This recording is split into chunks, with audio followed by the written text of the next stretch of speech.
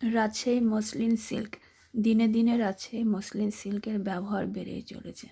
Welcome back to my channel. Rajshahi muslin silk hand print sari. Black muslin সিল্কের ওপর জবা ফুলের মোটিভে কাজ করা হয়েছে দক্ষ কারিগর দ্বারা।